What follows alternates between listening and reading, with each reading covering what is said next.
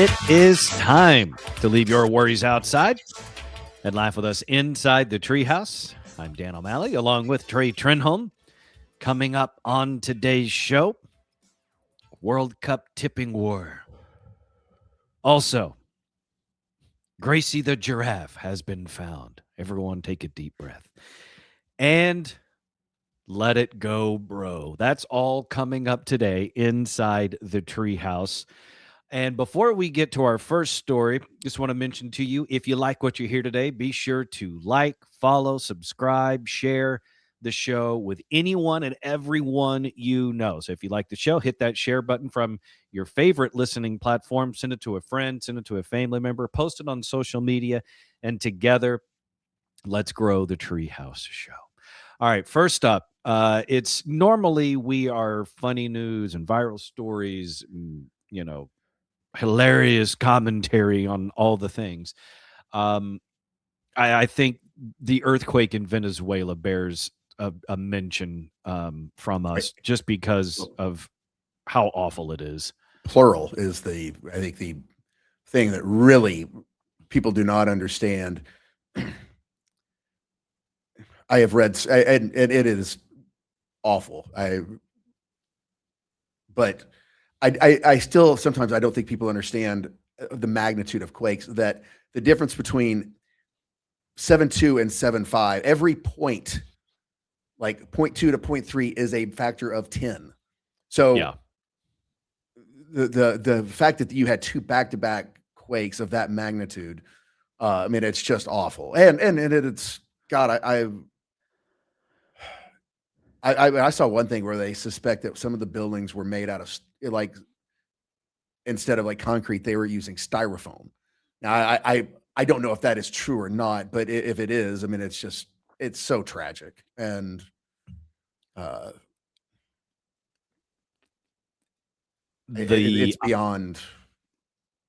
it's beyond comprehension, honestly. Unless you're there to see it, experience it, having gone through it, I don't think we can truly wrap our brains around it. I mean, I some of the overhead shots, the only thing that even I can are reminiscent of that kind of destruction were the tsunamis that hit, 20 years ago in Indonesia, that where you just saw giant parcels of land just wiped out. Some of the stuff I saw in headlines and things when I first saw the story, when I first saw that, massive earthquake in Venezuela and then another one and then aftershocks and how awful they are, is the pancaking of the buildings. Like, I guess they're built in such a way that any instability, instead of them falling over to one side or whatever, they just pancake right on top of itself and just collapses straight down. So if you're inside, it's ugly. Seeing horrific but also beautiful stories about people wrapping themselves around their loved ones, trying to protect them in the middle of these earthquakes. I mean, it's just absolutely, it's gut wrenching. And like I said, it's on such a scale that it's hard to imagine unless you're constantly consuming that sort of information, that content, whether it's on social media or a news outlet, or if you're there for it. I can't wrap my brain. It's like you said, Trey, I still can't understand, the difference of an earthquake 7.2 to 7.3. I know the math is that it's really, really bad. 7.3 is way worse than 7.2, but my logical brain doesn't understand, can't quite compute that. It just seems like, just a little bit worse. I can't comprehend an earthquake. I can comprehend a hurricane. I can comprehend a tornado. I can comprehend all sorts, but an earthquake, I would freak me out worse than anything. I believe I have felt one earthquake. And that was actually on the island of St. Thomas. I felt one time. I think it was like a 4.2, something like. I mean, it was just enough that I was like, what was that? But it didn't scare me. It was just something I just kind of briefly noticed. And that was it. Even in North Texas, we get earthquakes in the threes and things that supposedly happen that I never felt. I mean, my grandfather could fart a 5. So I mean, I when you say a 7 something, I just have no idea what that's like. Right. To No, have the earth literally shaking beneath your feet and there's nowhere to go, nowhere to hide. No, and it seems like the Ring of Fire is not a good place to be right now. Where are you going next? Oh, on my travels? Uh-huh. Detroit, And then Portland. Ring of Fire. Congratulations. That's part of it? Uh-huh. Oh no. Yeah. How big is this Ring of Fire? What did Johnny Cash know that he didn't so plainly tell us? It's basically the rim of the Pacific. The northern, goes all the way from Asia all the way around to the west coast of the U.S. down to basically the west coast of Central and South America. So Venezuela is right on the tip of it, or right on the edge. Okay. Got it. No, that I understand. Pacific Rim. I totally understand that. I love that movie. That's a great movie. Pacific Rim, I got. Yeah. Mm-hmm. But I will keep that in mind. Yeah. All right. Traveling to Hellscape. Yeah. Well, I mean, because it also it not only earthquakes, but then volcanic activity. Yep. Got those up there. Mm-hmm. Good times. Yeah. Brilliant right here. At least New York, where I am right now, is really, really nice.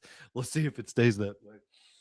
Oh man! All right, so I hate the phrase, but I don't know what better thoughts and prayers. Thoughts and prayers to everyone in Venezuela. This is not going to make you feel better. Honestly, if you're in Venezuela, you're probably not listening to this anyway. But another story that we need to discuss inside the Treehouse, and it happened last week. It happened at a campground in California. A man was in a campground toilet. I didn't say that wrong. I don't mean bathroom. I mean he was in the toilet. Man goes into a campground bathroom and somehow dropped his sunglasses into the toilet. Now, the toilet is known as a vault-style toilet. Basically, it just looks like a cone that comes off the floor of the bathroom, and then the toilet seat is on top of it, right? Mm-hmm. Somehow this man drops his sunglasses into the toilet, and he went in after them. Mm-mm. And what a shocker, he got stuck down there. He was down there, which, by the way, there's no sewer system in this park. I believe this was a national park in California, some campground where he is, and he goes in after his sunglasses, and he gets stuck trying to retrieve them. There's no flow. There's no sewer system. It's basically just a septic tank underneath this bathroom, and he's just in it, Slumdog Millionaire style. And he's trying to get his sunglasses. And lo and behold, he can't get out. So he's stuck down there for at least 15 minutes. Finally, help comes. The local fire department shows up. Police show up. And I imagine they were engrossed in a very vigorous rock, paper, scissors to see who was going to have to go in there and get him. But we all know it was the firefighters that had to do it, because I think as much as they wouldn't want to, I think that falls on them. I think the police are like, this is a hose situation, not a gun thing. That's you guys. You have fun dangling in the toilet. I mean, do you have to hope that they were at least like a good pair of sunglasses? I mean, is that... Thank you for asking the obvious question, of which I cannot find the answer. Every news outlet I have checked, every article I have read, every social media post I have seen about this idiot who jumped into a campground toilet to get his sunglasses, none of them have stated what brand of sunglasses they were. Not that I think any brand of sunglasses are worth jumping into a septic tank for. Used by the public. It's not even your own septic tank. This is a public septic tank. I mean, there's some awful stuff down there. I think Andy Dufresne would think twice about rummaging in there. I don't care how long he's been at Shawshank. Look, I am a sunglass snob. I love my Costas. I've considered Maui Jims for my next purchase. I need polarization. I am not going into a public septic tank to get any of my sunglasses. Honest to God, Trey, if you fell in that toilet, I might look down and say, you made your choices and leave. That's on you. And I wouldn't blame you. There could be a person down there, and I don't know if I'm jumping in to help you. A dog, yes. Person, Right. Dog, I'm down there. I will get you, buddy. Person, you did something to put yourself in there. So that's, yeah, I'll call somebody for you. How about that? But nowhere in any article that I have read does it state what brand of sunglasses. Yeah, that to me is a very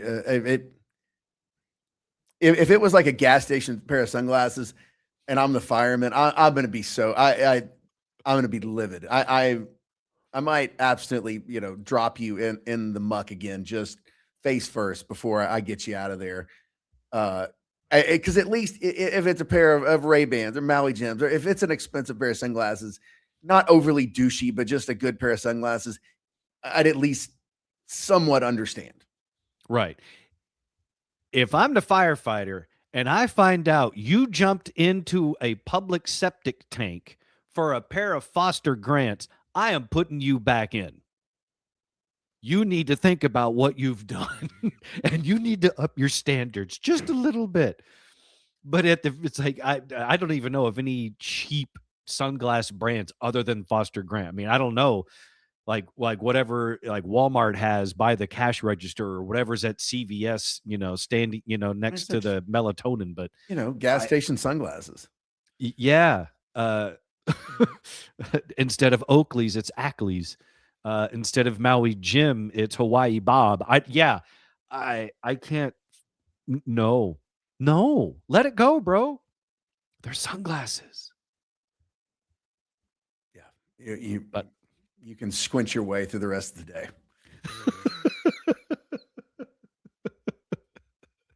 It's got to be the dumbest thing someone has climbed into a toilet for. I don't think there's anything I own. If I dropped my phone into that toilet, it's gone. And all of our lives revolve around our phones these days. Hopefully, I will have backed it up to iCloud recently. But I mean, I honest to God, I can't think of anything that I own that I would drop into that toilet that I would think, all right, I'm going in there after it. No, that's not in that kind of shit pit is basically what it is.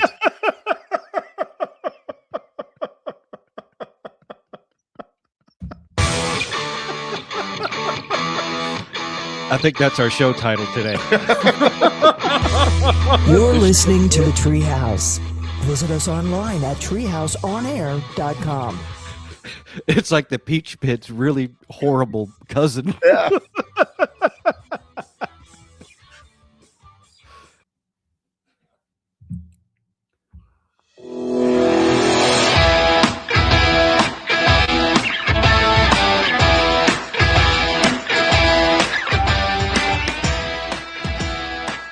You're in the Treehouse.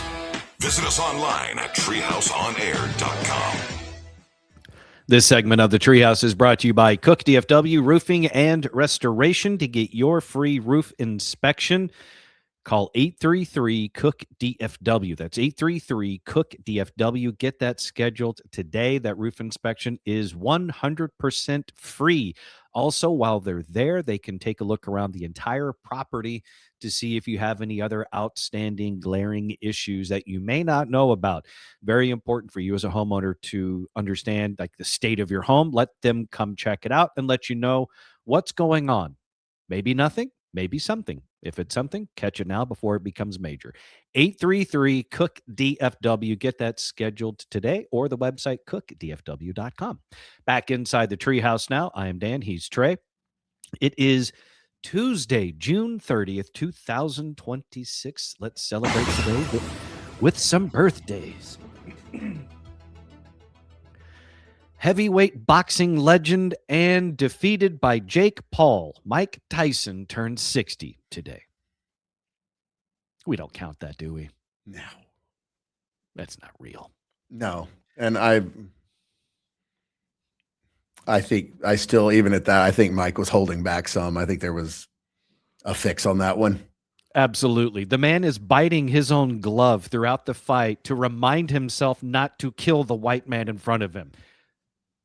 And there were so many times, like watching clips after the fight, because I watched the fight, but then saw clips as well afterwards, where you could see like the instinct to kill, and he pulled the punch. Like, I don't mean he only threw it at like 50% power. I mean, you could see his shoulder twitch, and then he just wouldn't throw it. Yeah. And this is a guy that when they fought, he's 59 years old. There were multiple times in that fight he could have killed Jake Paul. And some people may have wished that he had, but he didn't. And instead, we got the spectacle. But I think anyone with half a brain knows that even a 59-year-old Mike Tyson off the leash would destroy Jake Paul at 28, 29, however old he was at the time. Yeah, there was, I mean, hate to say it, Mike needed the cash, and it was a big payday. The longer it went, the more he got paid, and so I don't fault him for it, but it is what it is. He ate his own gloves more than he punched Jake Paul. Yeah. That tells you everything you need to know. Other birthdays today. Monica Potter turns 55. According to some people, she's sort of the blonde Julia Roberts. She's the one that looks very similar to Julia Roberts, just blonde. She is best known for Parenthood, the TV show, not the movie. She was also opposite Robin Williams in Patch Adams. She was also in Saw. Monica Potter, very fine actress. Speaking of fine actresses, Lizzie Kaplan turns 44. Star of Mean Girls, Masters of Sex, and Fleischman is in Trouble. She also had a really good guest role for a couple of episodes on New Girl. She was also one of the main people in Cloverfield back in the day. That was a fun movie. There's something else that I can't think of it off the top of my head, but Lizzie Kaplan, I'm a big fan. I think she's really talented. She's 44 today. Another very fine actor. This may be one of my favorite actors of all time. Vincent D'Onofrio is 67. This dude is a true actor. He is a chameleon. He can do anything and be convincing at it. And these are a few of the roles that he's known for. You know, Law and Order: Criminal Intent. He was Private Pyle in Full Metal Jacket. I mean, that's, yeah. He is Marvel's Kingpin. There was, I forget the name of the movie. It was really creepy. I think he played a serial killer or something. It was opposite Jennifer Lopez. I can't remember the name of the movie, but it was a beautifully shot, like the cinematography. And I'm not such a movie nerd where I'm like, oh, the cinematography.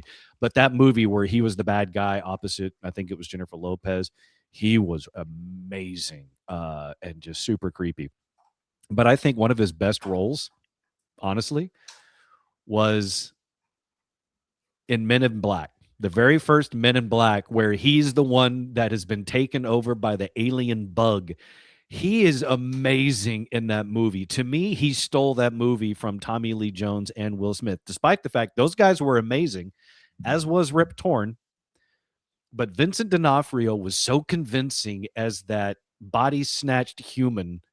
I think that's one of my favorite roles of his. Agreed. And it was almost hard to reconcile at the time that was the Full Metal Jacket guy. I mean, you talk about a hell of a career. Yeah. I mean, starting out with Kubrick, Full Metal Jacket, that's a type of role that if you do nothing else in your career, you can always hang your hat and be like, I did that, and everyone would give you immediate respect.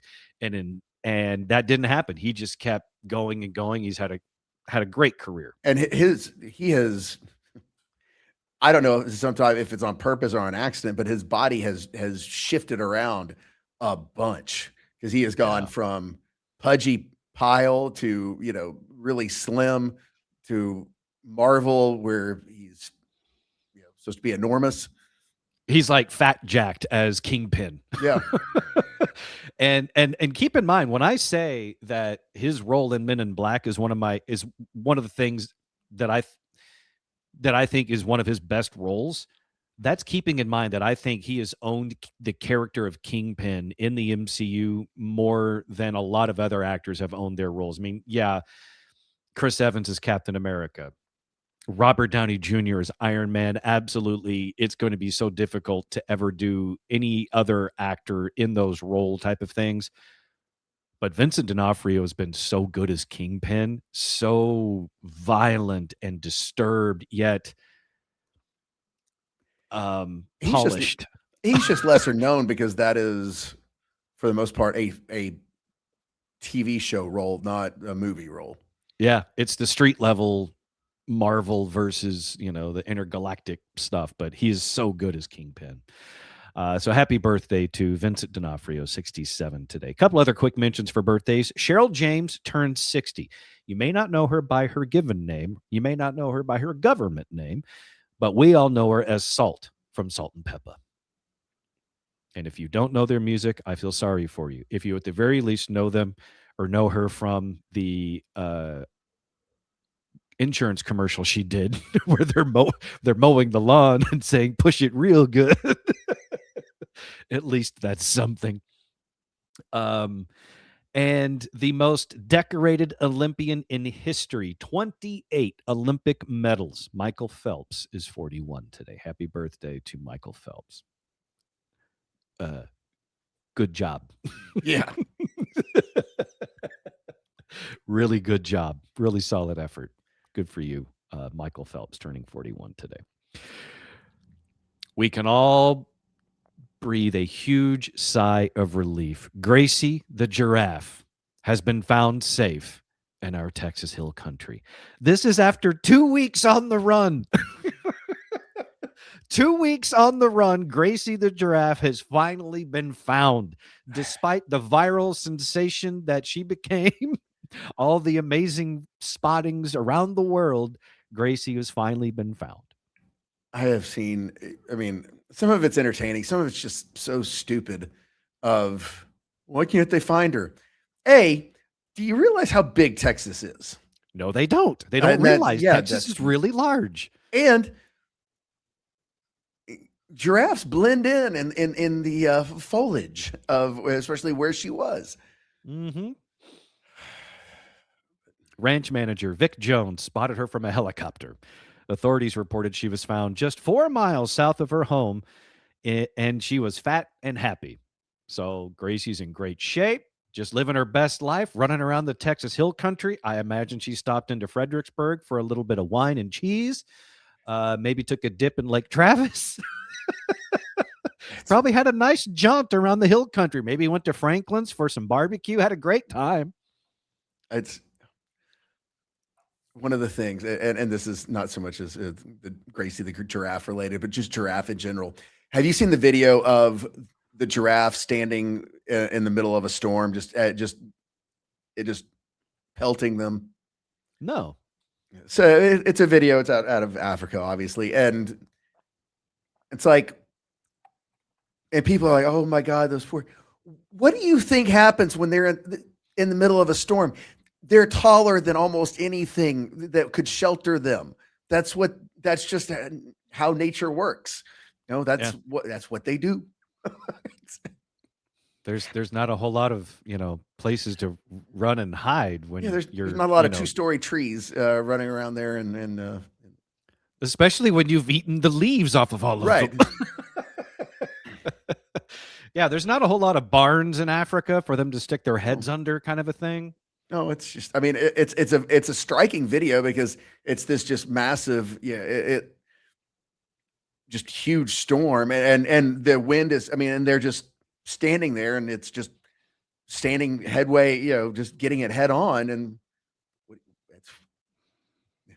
they get to eat in places most people don't, but that's one of the trade-offs is they're SOL when it comes to storms. And then I found out when I was reading about it, they're 30 times more likely to get hit by lightning. Man, just can't catch a break. Look, being a giraffe is hard. Yeah. It ain't easy being a giraffe. And they can't swim. It just makes it even worse. It makes sense though when you think about it, because honest to God, like they are not. They just looking at their proportions. I'm not surprised that giraffes are not the best swimmers. They're all neck and little legs. Yeah.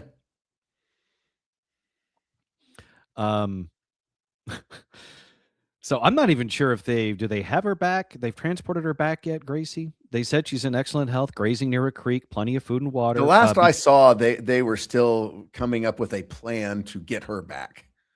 That's right. Yeah. So because of the remote, heavily wooded brush, it's difficult to access by car. Bringing the 1,200-pound animal home requires some specialized handling. Veterinarians and the ranch team plan to sedate Gracie, hood her eyes, and transport her back in a custom-built enclosed trailer. In other words, a convertible.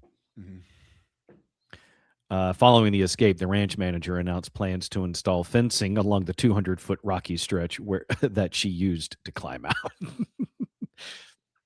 Fences. That's what keeps the animals in. It's not that hard, people. Oh, but seeing all the interesting viral places that people were taking photos with and of Gracie, that was fun. I think we all needed that little distraction. Yeah. There was a bar I was at just yesterday. I saw a little giraffe sitting. I was like, hey, look, I found her. It's very different. This one was like 6 inches tall, though. It's just a little toy. So, yes, we can all breathe a deep sigh of relief knowing that Gracie the giraffe has been found.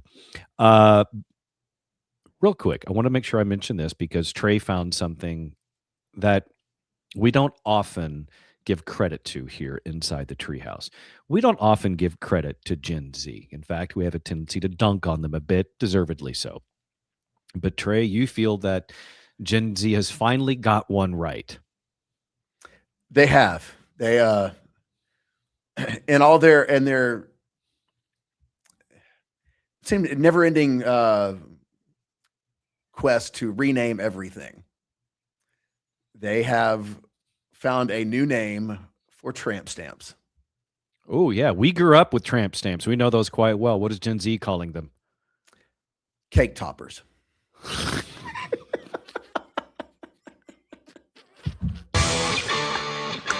Yep. Slow clap to our kids. Well done. Oh, that's good. You're listening to the Treehouse. Visit us online at treehouseonair.com. That is good.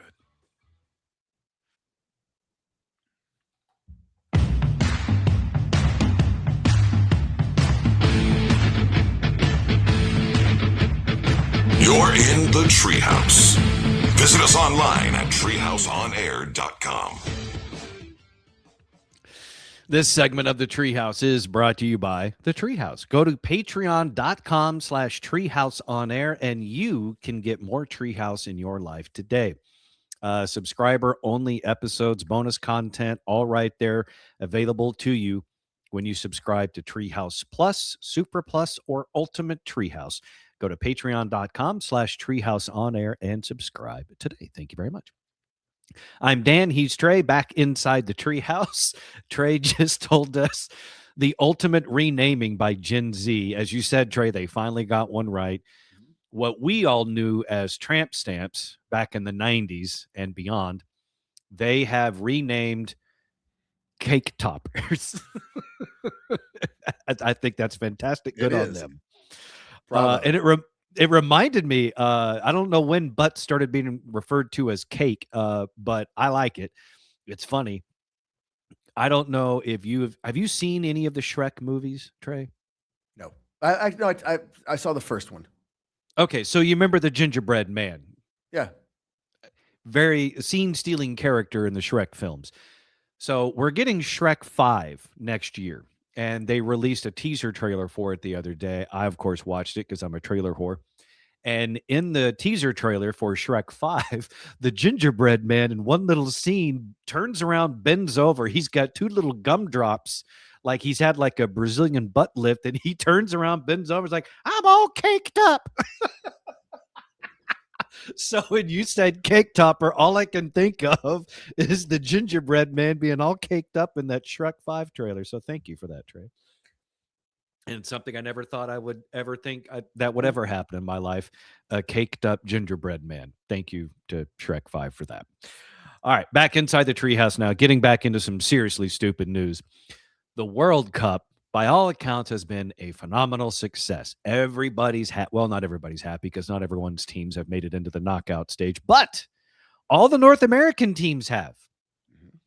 The U.S., Canada, and Mexico have all made it to the knockout stage of the World Cup. Canada even won their first knockout game in a amazingly dramatic fashion with in extra time. I think there were 6 minutes of extra time, and it was about the fourth minute they got a beautiful goal. So that's awesome. Good for them. And let's be honest, you don't typically think Canada when it comes to soccer, partly because it's got to be difficult to train for it because it's really cold there and you can't go outside to play soccer at least half the year, depending on where you are in Canada.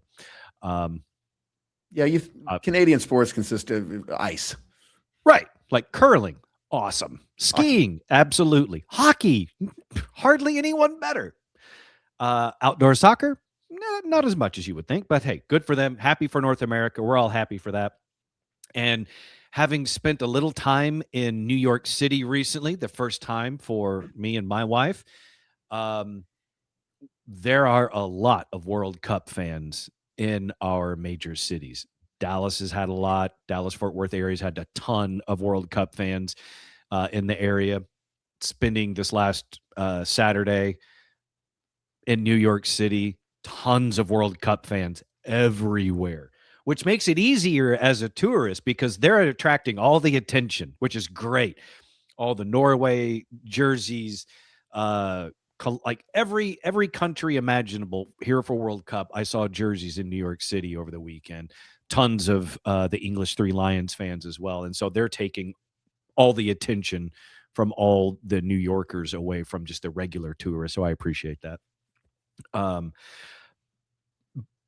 The culture clash that happens with World Cup is interesting, though, because here you have all these fans from around the world coming to America, most of them for the first time ever. And so they're being introduced to American food, American culture, and customs, and tipping. This is something that other parts of the world don't even do. If they ever did, some don't do it anymore. There's now a World Cup tipping culture clash. The World Cup is obviously bringing huge business to local economies in the U.S. Restaurants and bars, though, have learned that many international soccer fans either don't know how to tip or they just flat out refuse to tip. So in order to protect workers who rely on tips, restaurants and bars in cities like New York, Kansas City, Atlanta, Philadelphia, Dallas, Fort Worth, Arlington, a lot of them are now adding a 20% service fee onto every check. And some international fans are clapping back on social media. They're trashing the policy and arguing that funding restaurant payrolls should not be the customer's problem. That might be the case where you're from, but in America, that's just not how things are run, for better or worse. And that's a huge debate we've been having in America for a number of years. Should restaurant workers have a higher wage and not depend on tips? Should it be left up to restaurant owners? What's the deal? So it's the World Cup of tipping war that is now kind of happening. And Trey, you've been filling in at one of your old spots the last, few weeks. Have you seen any issues with the tipping from out of country fans? Actually, it's been better than I expected. You never expect Europeans, and really most people from any other country to tip. They don't tip great, but they have been better about it than they have in the past. The automatic gratuity, though, that has been, I think the World Cup's just highlighting that because that has been something that a lot of places have been doing before the World Cup came. just in general, a lot of places are going to an autocrat system because service industry workers, for the most part, unless you're in some very jacked up cities that require a high hourly.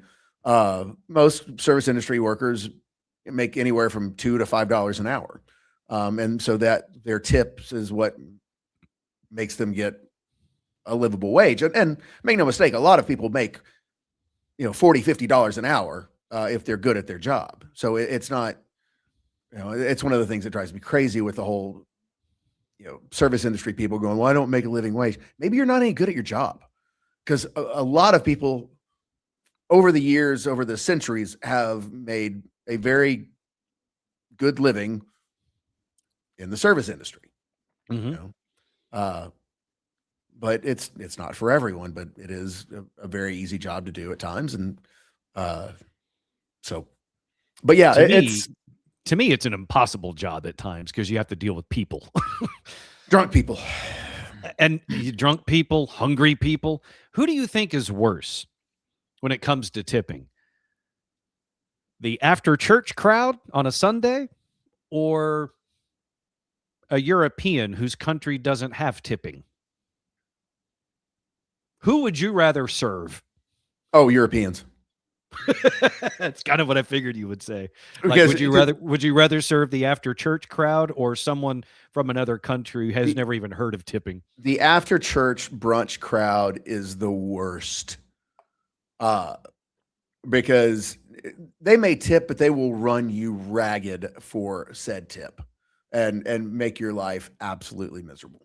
Why is that? Why are they the worst?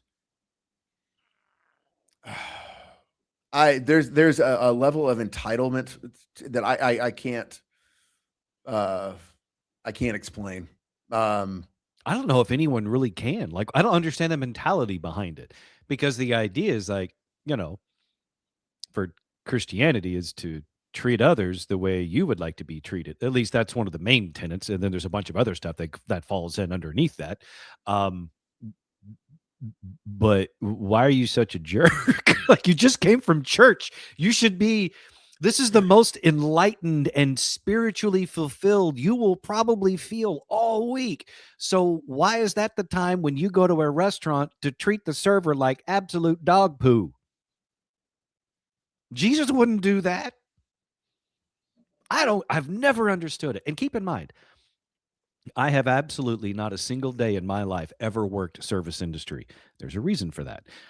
Probably because if I did, I would probably work one Sunday and a church crew would come in and I would kill them all. And that's why I don't work service industry. We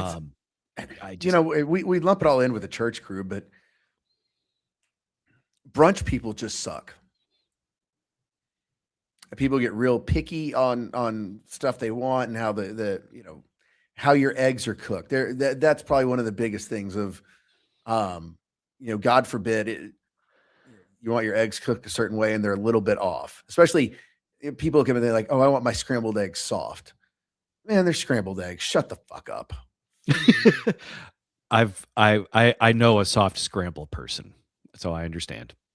Now, I love me some brunch. I am not a picky brunch bitch. But I will tell you one story that we had the absolute worst brunch experience. This was in a place in North Dallas. Not going to say the name of the restaurant, but it's as far as I know, it's still there. It is a very popular North Dallas brunch place, and we had not tried it. This was years ago. We hadn't tried it. We're like, we have got to go try this place. The reviews are amazing. So we go. It was the worst brunch experience we've ever had, because, especially at the time, we're also drinkers. So let's have a Bloody Mary. Let's also do the bottomless mimosa. And then when the server looked at us, when we said bottomless mimosa, like we were speaking German, we're like, oh, that should have been that was the first red flag that we missed. When the server for brunch doesn't understand a bottomless mimosa. They came back and said, I can get you a bottle of champagne for like $60-something. We're like, that sounds terrible.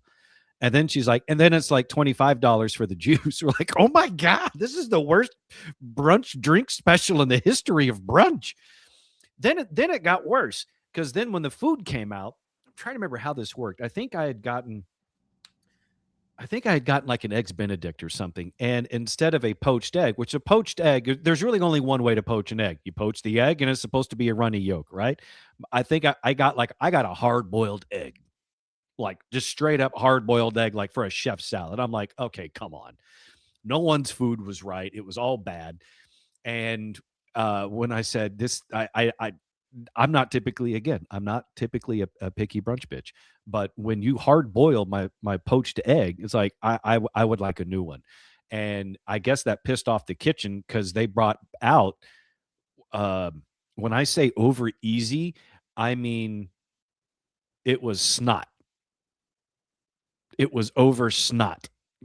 It was, I don't know if it ever hit the pan. I think he just cracked an egg over a new Benedict and said, take this to the asshole. And that's one of the things that I always feel bad, especially for servers in a brunch crowd, because a lot of the times it's the kitchen that is a complete mess. Because for most restaurants, they're open 7 days a week, and your night menu is the same 7 days a week. But for 2 days, Saturday and Sunday, you serve brunch, and it's a completely different menu. And a lot of times it's different. It's different cooks, or it's cooks that are trying to do both and they're just not good at it. Brunch is an art form in and of itself. Breakfast as a whole. I mean, listen, there is a guy, I kid you not, I can't even think of the handle. It's a TikTok account I follow. He's a line cook, and he is a master at the breakfast rush. It's like I watch his videos, and a lot of times they're like 3-4 minutes long of him during a breakfast rush, omelets and pancakes and everything else. He's an artist. Will you send that to me? I would love to watch that. Yeah. Yeah. And and so many just can't do it. Or if a cook calls out and then someone's filling in, like I said, they can be the best line cook in the world for lunch and dinner, but brunch, completely different animal. And stuff like poaching an egg, where you drop it in the water, you got to know, because you're multitasking to a level. Line cooks multitask, a good line cook, better than almost anyone. They have got 5 different things going on, and they keep track of it. It's actually, like I said, it's amazing to watch. There's no way in hell I could do that. No, at all. I like, lots of people will put on their resume, oh, I'm a multitasker. I am not. I don't like it. I don't enjoy it. I'm not good at it. Sure, if someone asked me, like if I was in an interview, they were like, so are you pretty good at multitasking? Oh, sure. No one says no. Like, in truth, I am not a multitasker. You give me one job, I will do that job. I will solely focus. I will obsess over that job. That's the weird part of my ADHD, is I will obsess over that thing. I will get it right. I will get it perfect. But don't you dare ask me to do anything else, because that's when I will just screw everything up. I am not a plate spinner. It's not going to happen. Don't ask me to do that. But it is fascinating with the whole tipping culture, how some countries don't do it at all. I don't know if they're like, if an American goes to a certain country and leaves a tip, I don't know if that's insulting to some countries and cultures or not. But coming to America, if you don't tip, if you're from international, a lot of service industry may just kind of prepare themselves for it and be like, you know what, it is what it is. I'm not going to die on this hill, kind of a thing, and fight anybody over it. But the auto gratuity thing makes sense, especially when you've got a certain number of people in a party. It's like a lot of places now, it's like if you've got 6 or 8 people, it's an auto gratuity added, which I think is good. It's just a fascinating thing, when worlds collide, when cultures clash, tipping, not tipping, kind of a thing. Listen, it's one part of it, but I will say this. I think America has come out of the World Cup fantastic. I think you watch so many people's reaction to things, and how America's portrayed overseas versus what they found is completely two different things. And so, good job, America. Like we have done very well, so well that they're talking about that we may get another World Cup sooner than just about any other country ever has. That's pretty amazing. Good job, everybody. Good job. Way to put our best foot forward and not show them all of our ugly spots all at once. Just shove it in the closet for a couple of weeks. When they all leave, we can pull it back out. I wish I know I'm going to butcher this, but I saw someone's analysis or comparison, the way they described the World Cup and having all these people from around the world coming to the United States. They compared it to our cousins coming over for an overnight visit. So everyone's got to, everyone put on your happy face, clean up the house a little bit, and enjoy when the cousins come over, and then they leave and everybody goes back to normal. I thought that was a really good comparison. It's like having the cousins come over for an overnight play date. Yeah. Okay. Last little bit inside the treehouse today. 3 people have been accused of a prison break-in at a Tennessee corrections facility. I'm sorry. Did you say break in? Yes, 3 people have been accused of a prison break-in at a Tennessee corrections facility. Someone not tell them a memo of how that works? You're doing it wrong, dude. You're supposed to break out, not in. And why were they breaking in? It wasn't a prison break, but rather a prison break-in that led to the arrests of 3 men at the Shelby County Penal Farm in Memphis last Tuesday. They were all charged with aggravated burglary and conspiring to bring contraband into a penal institution, according to an affidavit of complaint. At around 2 a.m., 2 men dressed in all black spotted getting out of a vehicle with several bags on a road near the penal farm. Detectives said they saw both suspects abruptly lie down in the grass, hiding as a marked county sheriff's office patrol vehicle drove through the area. The suspects then proceeded on foot towards the inmate reception area. One suspect used bolt cutters to cut a large hole in a barbed wire fence, while the other retrieved 3 bags and carried them to the fence, handing them through the opening. Detectives said one of the suspects was apprehended in a wooded area with 2 bags containing varying amounts of contraband and a pair of bolt cutters, and another apprehended inside the perimeter of the penal farm facility with 3 bags containing more contraband. Woo-hoo-hoo-hoo. The men tried to smuggle marijuana, wraps, cigarettes, cigarette lighters, vaping materials, medications, cell phones, charging blocks, cell phone batteries, battery covers, a SIM card, a MiFi box, and other items into the correctional facility.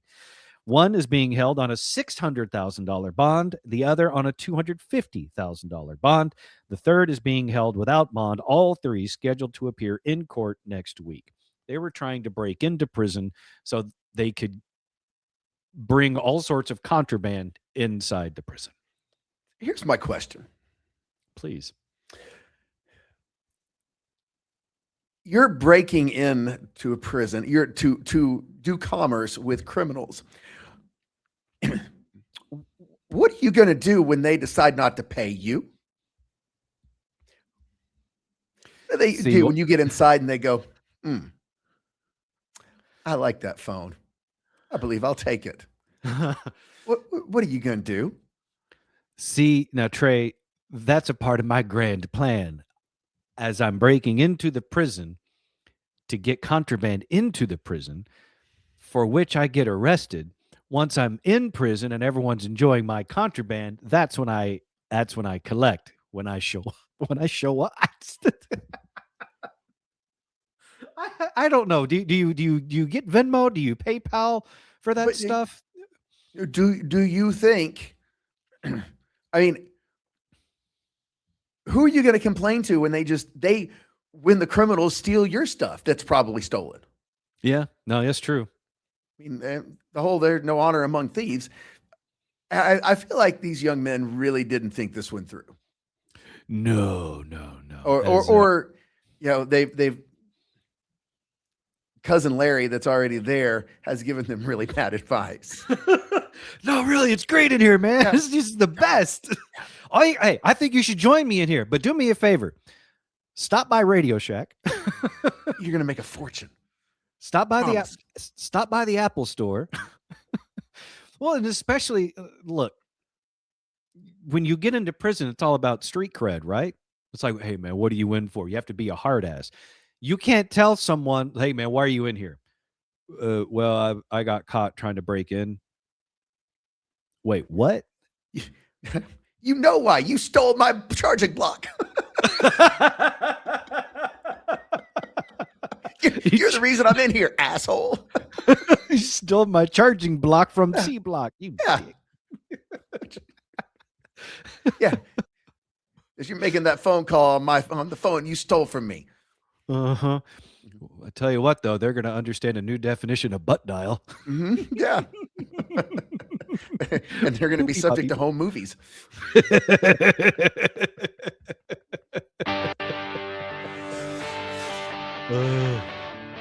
Can't wait to see their profiles on Only Inmates. For all things Treehouse, go to treehouseonair.com and be sure to like, share, and follow on social media and on YouTube. Our handles on all of those at Treehouse On Air, at Treehouse On Air for social and on YouTube.